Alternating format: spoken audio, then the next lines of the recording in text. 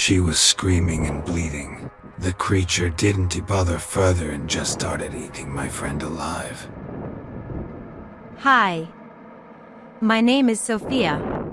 I want to tell you a story that will always prevent me from living happily. It happened in the summer. The weather was very hot, so it was almost impossible to go out in the daytime in such a heat. I spent my vacation in the countryside. And so in the evening I decided to walk with my friends. We met them at the local Central Park and went to wander through the village. We walked long, almost came to the river. Near it we had a couple of uninhabited houses. There were rumors about them, as always. Like a couple of madmen lived there, made fun of children, worshipped devil and made all sorts of magic rituals. They stood apart from the rest. Such usual houses, every village had them, leaning from age and half-rotten from moisture. And then one of my friends remembered that we had always been afraid of these houses in our childhood. Not to climb on the ruins, so I thought before. And she suggested that we should climb over these two houses, to tickle the nerves, so to speak. So we made our way over the overgrown lawn and garden. We had to climb in through the window. The door was crooked so it couldn't be opened. The floor was creaking and the wind was howling through the cracks. We went in pairs over the house. Me and Katia, that was one of my friend's names, decided to go around the kitchen and bedroom. And Mary and Vi, two other friends, went downstairs and into the hallway. And then all of a sudden there was a terrible crunch and noise. Then our friends screaming. We jumped up and ran to the basement door. It turns out that when they were going down, somehow it happened that the rotting stairs collapsed and they fell into pitch blackness. We shined our phones and asked about their condition. It turned out that Mary had twisted her leg and could not step on it, and Vic had severely torn her knee.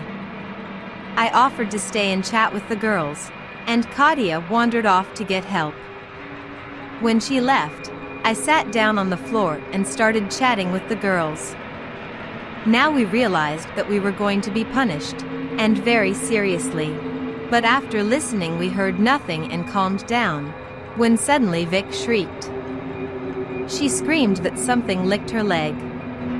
I got worried, immediately remembering the history of these houses. I started shining my phone trying to find what frightened Vic.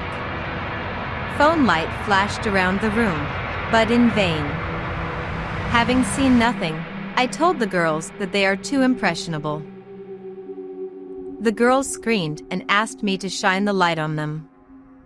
I woke up and started shining the light in the basement. I think I should have. I wish what I saw had been in the dark. It would have been better if we had not gone for that walk at all. Then they would have been alive. In the dim light of the cell phone I made out that something that looked like a human body, but without legs and a very large head, was crawling toward the girls, pulling on limbs, like hands. It moved slowly with sudden head movements, like twitching or convulsions, leaving a trail of slime or blood behind it. It looked at me and hissed. I was stunned and could not move or scream, could not even blink. The creature was crawling toward them. They were beating hysterically. They could not get out because of the height of the basement. Vic ran up to the ledge where the ladder used to be and started jumping to no avail, trying to grab onto something. The creature crawled up to Mary and started licking her legs. She tried to shove it off and escape its grip, but it was stronger. In one sharp movement the thing broke off half my friend's arm and started greedily eating her. Mary was screaming and bleeding. The creature did not bother itself further and began to just eat my friend alive, biting off the right pieces. I woke up and tried to help Vera out. The creature growled and chewed. It was horrible. My tears flowed. I realized that my friend could not be saved. The screaming stopped. It finished my friend. Then again we heard rustling. It was coming. And then we were lucky, so I thought at that moment, I grabbed Vic by the arm and pulled up as hard as I could. But my strength was not enough. And after a couple of minutes I was thrown back against the wall. In my hands was only part of her arm. The rest was dragged away by this thing. So I was found sitting in the arms of a friend. I think I would not have believed it if I had not remained this part of the body. Houses were demolished. In the basement of one of them they found bones.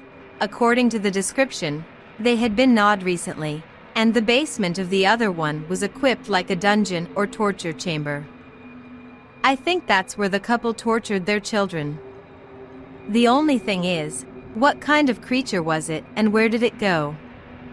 And it is strange that soon the land from those houses was bought, built there, and soon some guy moved into the new house. When I met him, it felt like I had seen him before.